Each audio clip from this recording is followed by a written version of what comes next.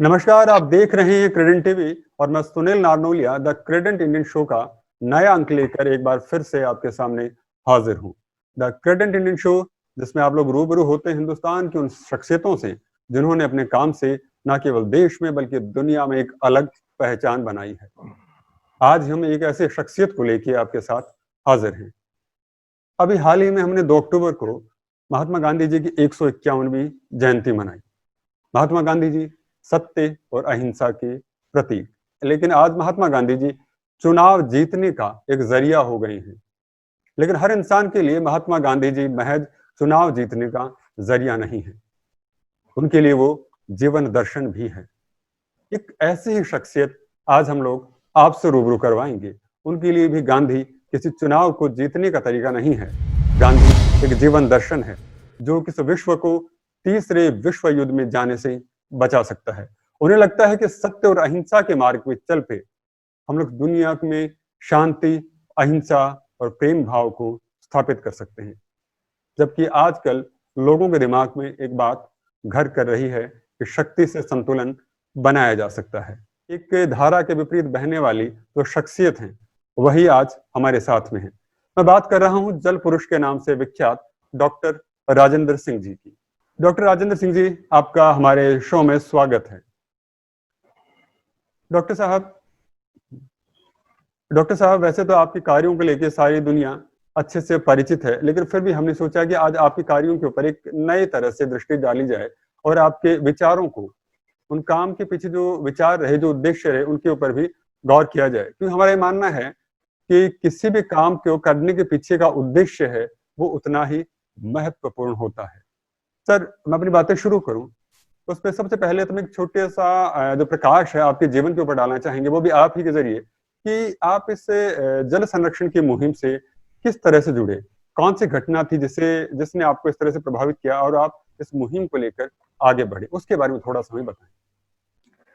देखिए, जब मैं 14 से 16 साल का था तब मैंने बापू को बहुत मन से, आत्मा से समझा, पढ़ा।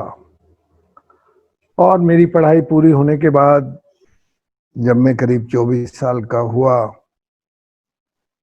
तो भारत सरकार में तो मैं 20 साल का चला गया था, लेकिन 24 साल का होने के बाद रिजाइन करके अलवर जिले के थाना गाजी तहसील के गोपालपुर गांव में गया। वहां तब रतौंधी नाम का रोग था, नाइट ब्लाइंडनेस। मैंने उनका इलाज करना शुरू किया। क्योंकि मैं डॉक्टर था, मैं वैद्य था। क्योंकि बहुत सारे लोग ठीक हो गए, उनमें से एक वृद्ध आदमी थे, मांगू मीणा। उन्होंने कहा, माने था का पानी था कि दवाई और पढ़ाई को नहीं चाहिए, माने तो पानी चाहिए, मारे धोरे पानी को नहीं, माँ का पानी ने सूरज चोरी कर ले छे।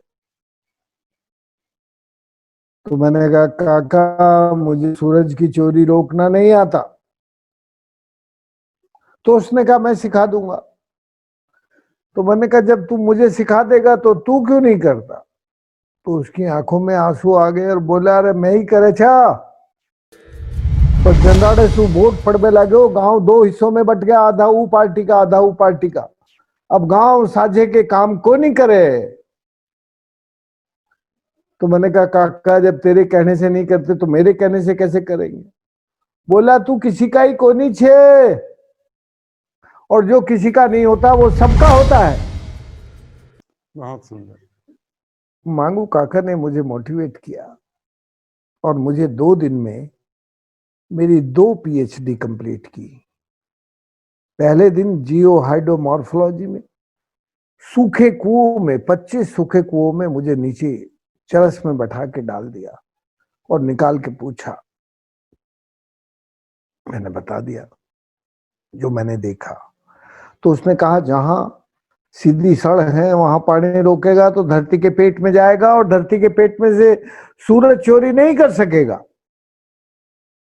हमारा पानी हमारे बैंक में जमा रहेगा।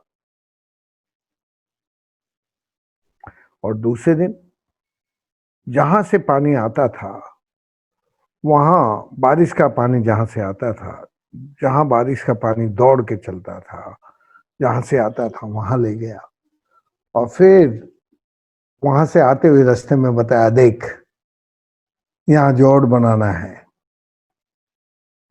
यहाँ एनीकट बनाना है, यहाँ चेक डैम बनाना है।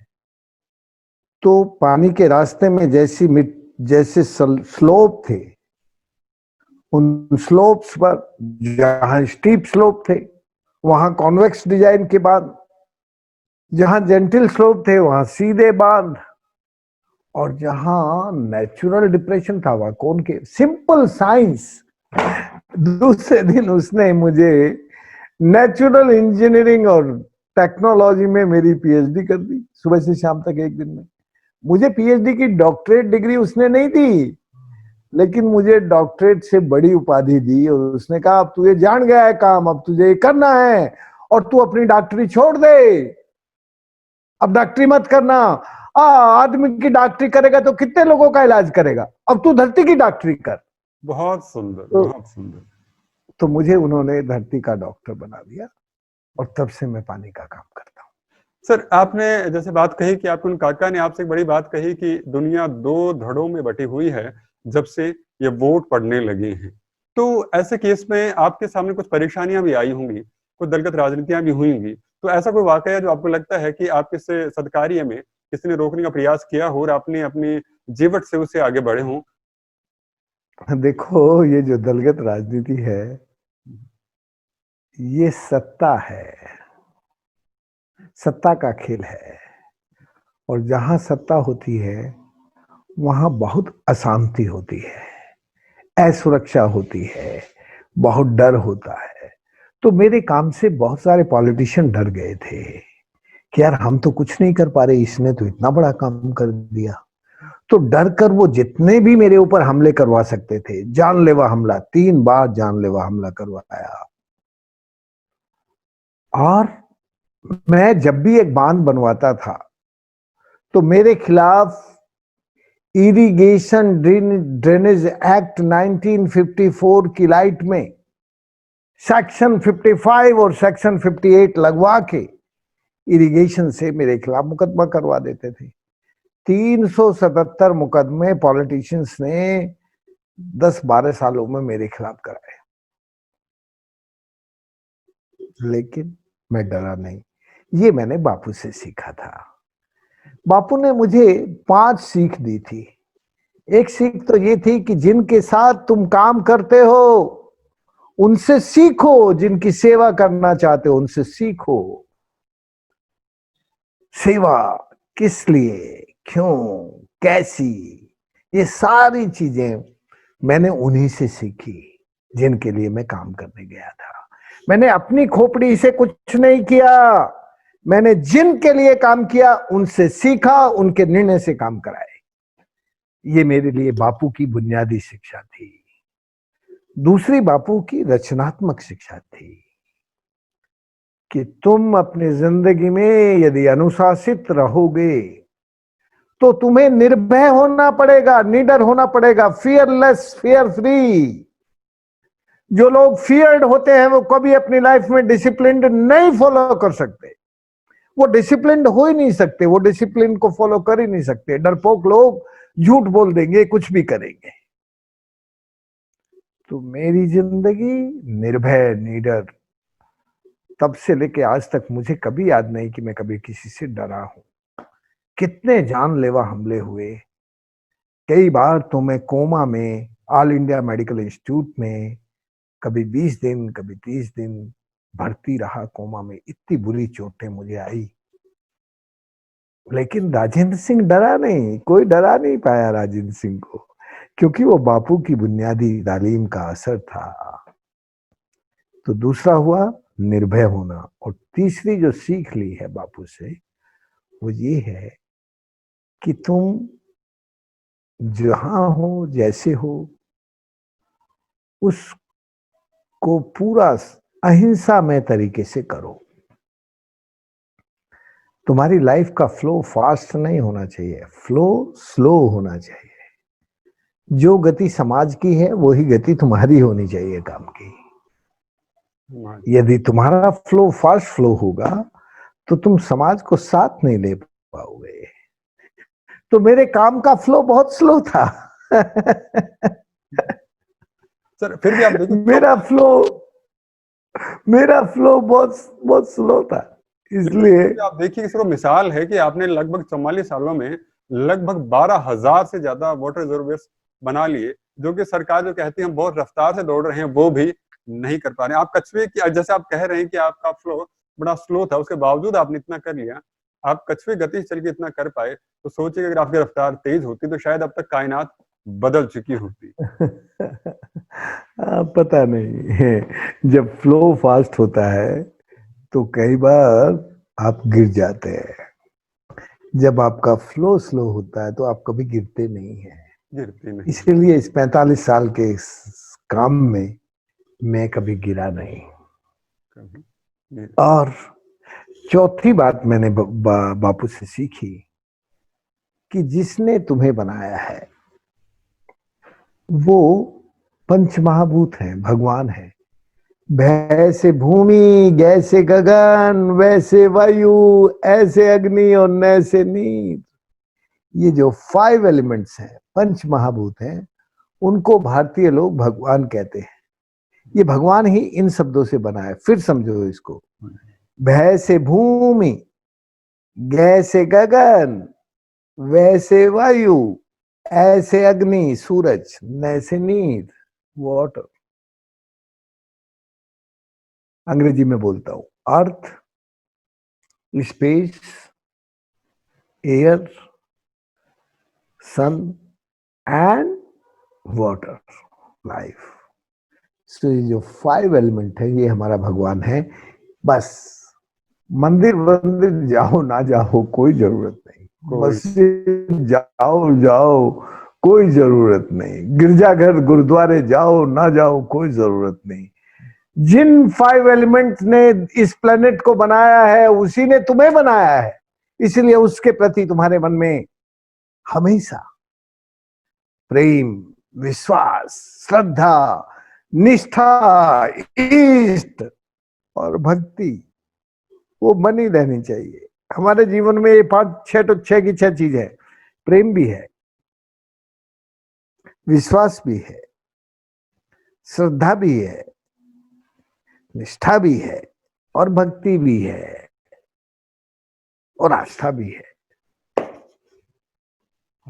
आपने सर बड़ी अच्छी सी बात कही, लेकिन एक शेर मुझे ध्यान आता है कि परिभाषाएं बदल रही हैं आजकल।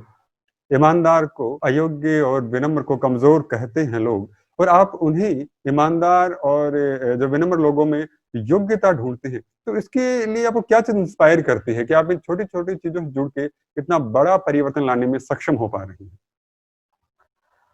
उसका एक बड़ा कारण ये है कि हम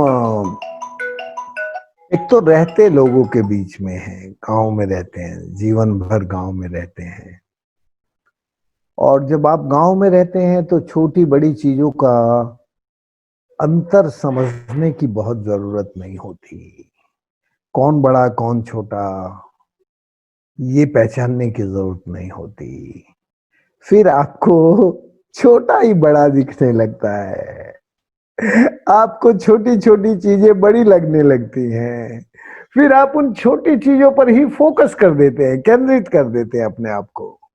अरे 37 साल पहले जब ये पानी का काम मेरे जीवन में शुरू हुआ तब सब लोग कहते थे यार ये जवान लड़का पागल हो गया, इतना बड़ा अच्छा, इतना इतना डायनेमिक एक्टिविस्ट और ये सब कुछ पॉलिटिकल वर्क कर रहा है। सब कुछ तो मेरे बारे में कहा जाता था, वो सब चीजें मेरी मेरी जिंदगी में हैं, क्योंकि मैं संपूर्ण क्रांति आंदोलन में, संपूर्ण संघर्ष वाहिनी का बहुत एक्टिव कार्यकर्ता था, पॉलिटिकल वर्कर था।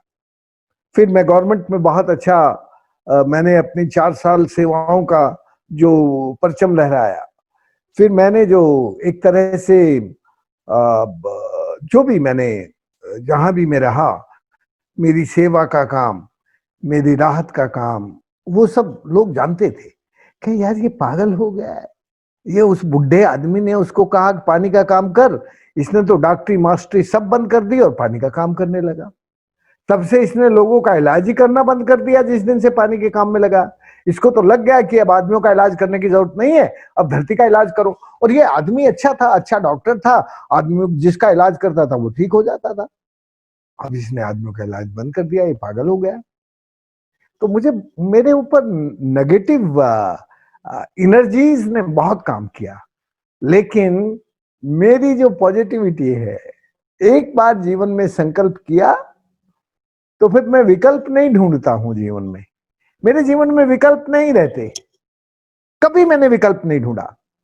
संकल्प किया, उस संकल्प पे अड़ा और सीधा उसी पे आगे बढ़ा। इसलिए मुझे मेरे जीवन के छोटे काम मेरे जीवन में बड़े काम बन गए। पानी का काम कौन याद, 37 साल पहले कोई पानी की बात ही नहीं करता था। सही बात है। आज सब करते। तो ये जो आपके जीवन का क्रम है, जब जीवन में सादगी होती है, सिंपलिसिटी, जब जीवन में स्नेह और समरसता होती है, तब संघर्ष भी आपके पीछे समग्रता में आ जाता है। मैंने अपनी जिंदगी में इन घटनाओं को देखा है, जो मुझे ये मानते थे कि ये हमारा दुश्मन है, इसने हमारी 472 मार्बल माइंस को बंद करा दिया। पूरी अरावली को इको सेंसिटिव डिक्लेयर करके पूरी अरावली में गुजरात, राजस्थान, हरियाणा और दिल्ली में जो स्टोन क्रैशर्स थे, जो माइंस थी, मालूम नहीं तुम कितना इस रोड पे गए हो, पुराने जमाने में दोनों तरफ माइंस दिखती थी, वो बंद हो गई। तो तुम समझ सकते हो कि उनके मन में कितनी बौखलाहट होगी मेरे खिलाफ। लेकिन मेरे मन में कदाचित बौखलाहट नहीं थी, और उस बौखलाहट को कम करने के लिए मैंने 2 अक्टूबर 93 में हिम्मतनगर गुजरात से लेकर दिल्ली पार्लियामेंट तक पदयात्रा की। कहीं मेरे साथ 100 लोग होते थे, कहीं 50 होते थे, कहीं 300 होते थे, कहीं 700 होते थे, और दिल्ली जाते जाते हजारों हो गए। इसलिए जीवन में पता नहीं होता, बस तुम्हारा दिल साफ हो, तुम्हारे मन में थोड़ा प्यार हो, तुम्हारे मन में थोड़ा विश्वास हो कि यार नहीं, हम जो कर रहे हैं वो गलत नहीं है, किसी के लिए बुरा नहीं है, हम जो कर रहे हैं वो अच्छे के लिए कर रहे हैं। हम जो सोच रहे हैं वो कॉमन फ्यूचर को बेहतर बनाने के लिए सोच रहे हैं। ये माइंस बंद होंगी तो हमारा फ्यूचर सुरक्षित होगा, हमारी लाइफ में क्लाइमेट, फूड, वाटर की सिक्योरिटी इंश्योर होगी। ये जब आपको प्यार के बाद विश्वास आता है, तब आपके विश्वास में आपको फेथ हो जाती है कि यार ये लोग जो अभी हमला कर रहे हैं, जिनकी माइंस बंद हुई है, शायद सड़क पर हमारे साथ आ जाए। जब हम सड़क पर पैदल चलेंगे, उनको लगेगा कि यार इसको तो किसी से कोई डर भी नहीं है और दुश्मनी भी नहीं है, तो ये तो पब्लिकली सड़क पे चल रहा है बिना किसी सुरक्षा के। सुप्रीम कोर्ट ने मेरे केस में जीतने के बाद 16 पुलिस के लोगों को मेरी सुरक्षा के लिए लगाया था। मैंने कहा मेरी सुरक्षा पुलिस नहीं कर सकती, मेरी सुरक्षा वो लोग करेंगे जिनके कॉमन फ्यूचर को बेहतर बनाने के लिए मैं काम कर रहा हूं। मैं जिंदा हूं ना यार, देखो ना तुम्हारे सामने बैठा हूं, इतना सब होने के बावजूद जिंदा हूं। पुलिस क्या मुझे जिंदा रखती? इसलिए वो जो विश्वास के बाद फेथ, लोगों में फेथ, जिन लोगों के लिए तुम सोचते हो उनके प्रति फेथ, फिर उसके बाद आस्था। मेरे मन में इस फेथ के साथ जब मैं दिल्ली तक पहुंचा, आपको जान के ताजुब होगा कि भारत सरकार ने पूरी अरावली को इको सेंसिटिव डिक्लेयर करके सब माइनिंग वगैरह सब बंद कर दिया। गुजरात में, राजस्थान में, हरियाणा और दिल्ली में। आज दिल्ली में कहीं माइनिंग है? नहीं तो पूरा बजरपुर, पूरे की पूरी अरावली की जो रिज थी वो सब अंडर माइनिंग थी। तो राजेंद्र सिंह ने उस जमाने में 88 में मुकदमा शुरू किया था सुप्रीम कोर्ट में। तो तब तो हमारा तरुणाई थी, हम तरुण थे तब। तरुण थे। सर आपने बड़ी अच्छी सी बात कही कि तरुण थे। तो तरुण भारत संघ की जो स्थापना है उसका विचार किस तरह से, उसकी स्थापना कैसे हुई, उसके बारे में थोड़ा सा प्रकाश डालिए। देखिए, तरुण माने यंग, भारत माने हमारा भारत, और संघ माने साथ जुड़ना। तो तरुणाई में जो काम किए जाते हैं वो तरुण होते हैं। तो हम सब तरुण थे मित्रों। तरुणाई में जो काम होता है वो फिर जवानी में बहुत मदद करता है।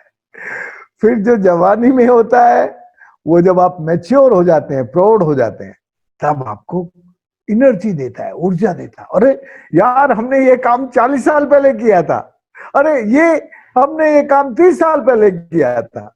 ये जो एक एनर्जी है, तरुणाई बनी रहती है।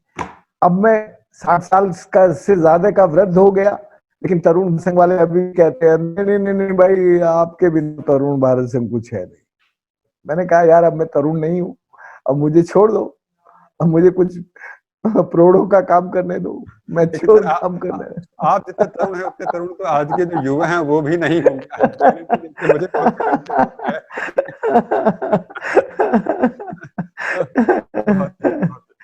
सर एक सवाल और मेरे आ रहा है जहन के अंदर कि आपको हाँ, पानी के क्षेत्र में नोबेल पुरस्कार समझा जाने वाला स्टॉकहोम्स पुरस्कार भी मिला है। उसके ऊपर भी थोड़ा प्रकाश डालिए, उसके पीछे की क्या कहानी रही। तो देखिए, जिसको आपने नोबेल प्राइज कहा उसका नाम है स्टॉकहोम वाटर प्राइज। 2015 में मुझे मिला। National remote sensing centre Hyderabad, वो भारत सरकार का ही है।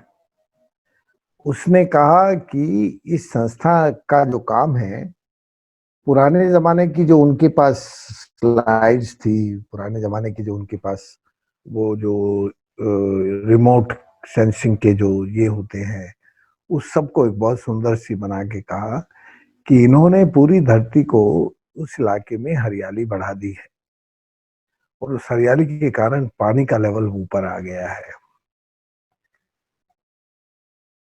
Immense increased vegetation is clearly in this region. ये उनका कीवर्ड्स में इस पूरे काम के बारे में।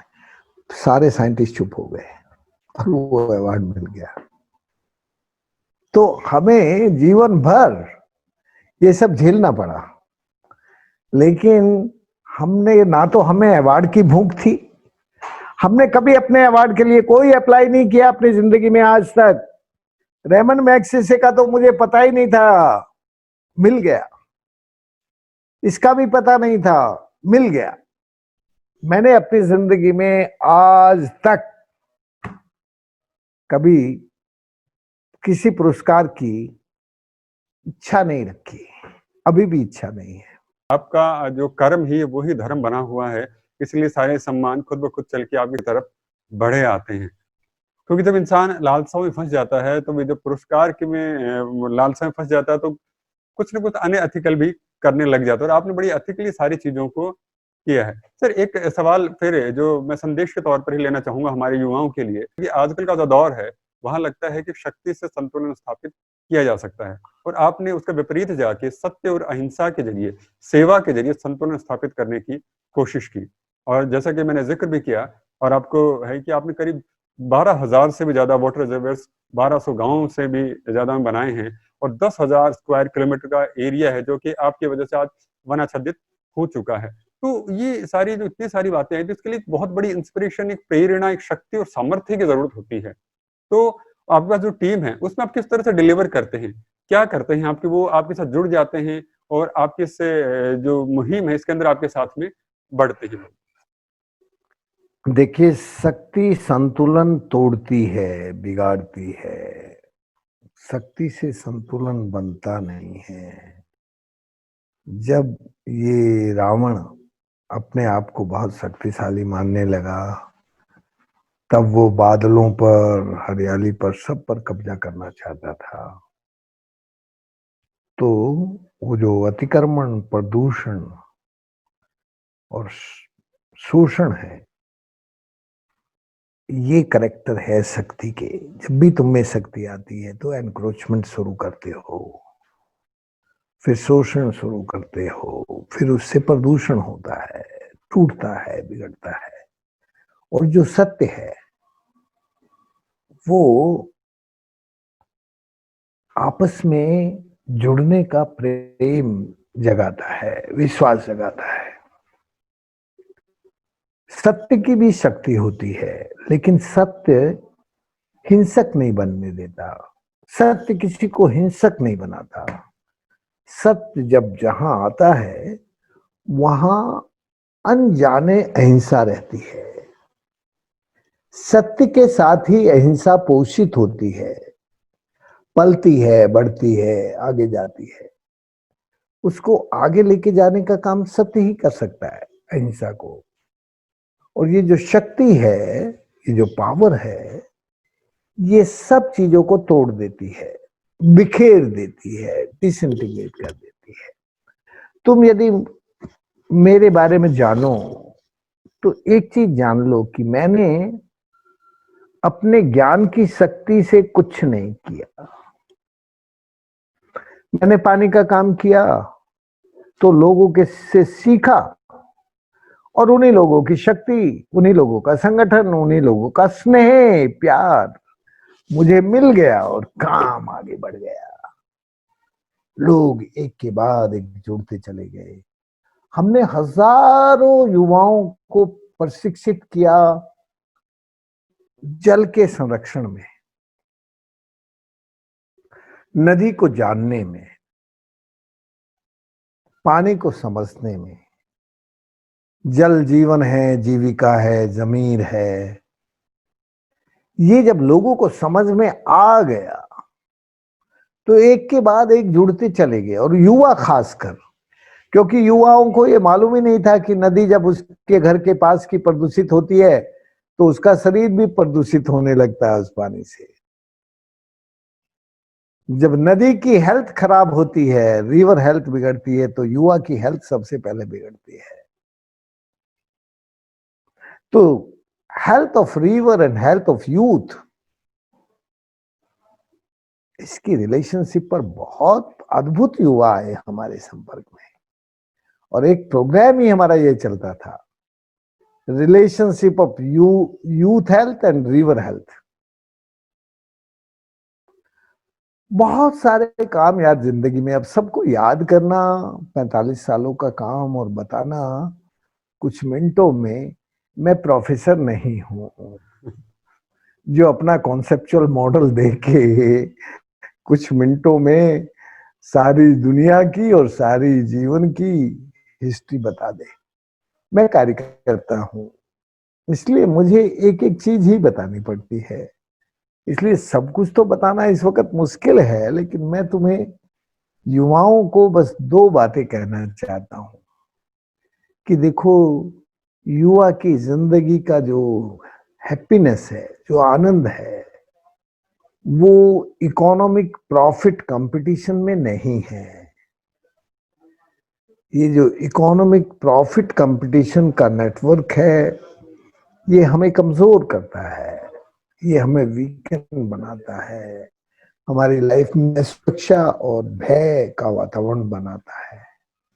और जब हमारी लाइफ में the love with nature, love with water, love with river and love with humanity start होता है, तो हमारा जीवन आनंद में बदलने लगता है। फिर हम अपने फ्यूचर को और अपनी कम्युनिटी के फ्यूचर को, सबको जोड़ के आगे बढ़ जाते हैं। इसलिए मैं आज इतना ही कहना चाहता हूं कि हमें युवाओं को स्वस्थ और आनंदित रहना है, तो अपने भविष्य को अच्छा बनाना है। तो प्रॉफिट इकोनॉमिक कंपटीशन नहीं, ये प्रॉफिट और पैकेज नहीं। Peace and prosperity come from nature, with love of nature, with love of water, with love of earth, with love of greenery. They give the peace and prosperity to us. हमें हरियाली खुशहाली देती है, हमें हरियाली खुशहाली देती है। हमें पानी हमारे जीवन को सरस बनाता है, सजल बनाता है, समृद्ध बनाता है। इसीलिए हम आगे जाते हैं और सब तरह से आगे जाते हैं। प्रॉफिट का जो पैकेज है, जो वो थोड़े दिन के लिए आपको लगने लगता है कि पैसा है तो मैं सब कुछ परचेज कर सकता हूं। लेकिन दोस्त, युवा दोस्त, जरा सोच, क्या तू अपनी जिंदगी के लिए खुशियां भी पैसे से परचेज कर सकता है? नहीं। खुशियां तो हमारे चारों तरफ के लोग, चारों तरफ की प्रकृति, चारों तरफ की धरती, चारों तरफ की हवाएं, जलवायु परिवर्तन की सुरक्षा, धरती के बुखार ना चढ़े ऐसा वातावरण हमारे चारों तरफ की हरियाली देती है। उसको पैसों से नहीं खरीद सकते। बस एक ही बात कहना है कि युवा दोस्तों, इकोनॉमिक प्रॉफिट कंपटीशन के अलावा प्रकृति को पोषण और अपना पोषण साथ साथ देखना शुरू करो। इस प्रकृति का पोषण तुम्हारे जीवन से कैसे होता है और तुम्हारे जीवन का प्रकृति से पोषण कैसे होता है। तुम प्रकृति के पोषक कैसे बन सकते हो और ये प्रकृति तुम्हारी पोषक कैसे बन सकती है। मैं आपको गारंटी से कहता हूं, तुम जरा प्यार करना शुरू करो प्रकृति के साथ, तुम्हें इस बात पर विश्वास हो जाएगा। आज मेरी बात पर शायद विश्वास नहीं होगा तुम्हें, लेकिन जिस दिन तुम प्रकृति को प्यार करके जीना शुरू करोगे, उसी दिन, थोड़े दिन के बाद ये विश्वास आएगा, ये आस्था आएगी, ये श्रद्धा आएगी, ये निष्ठा आएगी। और एक दिन होगा 10-20 साल के बाद, जब तुम्हारे अंदर भक्ति का भाव आएगा, जीवन के आनंद का, और तुम अपने आनंद पर सुपर होगे, जैसे मैं। मुझे नहीं है किसी का डर। बहुत और रोटी की भी चिंता नहीं है, क्योंकि मैं जहां रहता हूं, मैंने जो अपने लिए जंगल बनाया, वो जंगल की प्राणवायु मेरे जीवन में सुख, समृद्धि और शांति कायम करती है। तुम भी देखो, ये कोशिश करके देखो, तुम्हारे जीवन में भी सुख, समृद्धि और शांति आ जाएगी। सही बात है सर। आपकी बातें सुनकर एक जो पॉजिटिविटी का संचार मेरे खुद के अंदर हो पा रहा है, मैं देख पा रहा हूँ कि हाँ, कि इतनी पॉजिटिविटी और इतनी एनर्जी और इतनी हैप्पीनेस शायद आपको प्रकृति ने ही दी है, उसे गांधी के दर्शन ने दी है। जैसे मैंने शुरू में भी कहा कि आपको गांधी का दर्शन किसी चुनाव को जीतने के लिए नहीं चाहिए था, इस विश्व को तीसरे विश्व युद्ध में जाने से रोकने के लिए चाहिए था। और शायद यही सच्चाई है जो आज आपको इतना खुश भी बनाती है और इतना सफल भी बनाती है लक्ष्य को लेकर, कि आपने अपने लक्ष्य, वो जो आज ऐसा लगता है कि ये सोचना भी मुश्किल था कि कोई इतने बड़े काम एक ही जीवन में कर सकता है। मुझे लगता है कि आपने 10 जीवन के काम एक ही जीवन के अंदर कर लिए, हजारों किलोमीटर की भूमि और एक शख्स जिसने इतना सारा परिवर्तन ला दिया।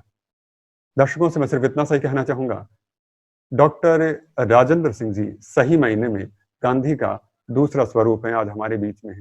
इनके दर्शन को, गांधी के दर्शन को अगर समझना है तो इनके जरिए समझा जा सकता है। जैसे इन्होंने बताया कि इनके ऊपर सभी तरह के घात भी हुए, समस्याएं भी आई, लेकिन कभी इन्होंने ना किसी सफलता से श्रेष्ठ होने का अहंकार लिया, ना ही किसी को निम्नतर करने की कोशिश की। जो लोग आते गए उन्हें ही ये और आगे बढ़ाती चली गई। और इन्होंने अपने काम से, अपने जीवन से स्थापित किया है कि सत्य से बड़ी शक्ति कुछ हो नहीं सकती। डॉक्टर साहब ने बड़ी खूबसूरत सी बात कही कि शक्ति संतुलन नहीं ला सकती, क्योंकि शक्ति अहंकार पैदा करती है और अहंकार विनाश की तरफ लेकर जाता है। डॉक्टर साहब, दोस्तों, आपने देखा कि किस तरह से सत्य की मशाल थामे एक सत्य का प्रहरी सत्य के पथ पर आगे बढ़ता जा रहा है। वो निर्भीक है, क्योंकि वो जानता है कि शक्ति से संतुलन नहीं बनता, संतुलन सत्य ही बना सकता है, क्योंकि सत्य समानता लेकर आता है।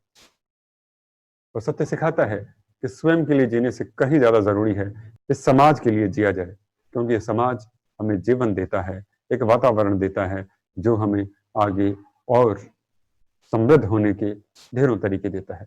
मैं डॉक्टर राजेंद्र सिंह जी का आभार व्यक्त करता हूं कि उस कार्यक्रम में हमारे साथ जुड़े और अपनी भावी योजनाओं, उस शक्ति के बारे में हमें बताया जिसके जरिए वो संचालित हो रही हैं और देश और दुनिया में इतना बड़ा परिवर्तन लेकर आ रहे हैं। आप कभी फिगर्स को टटोल कर देखिएगा, 11,800 से ज्यादा रिजर्वियर्स किसे कहते हैं? सरकारें नहीं बना पाती, एक शख्स बना देता है। शायद यही सत्य की शक्ति है। सत्य की शक्ति को प्रणाम करते हुए अगले अंक में फिर हम किसी नई शख्सियत के साथ में रूबरू होंगे। मैं आज्ञा चाहूंगा। धन्यवाद।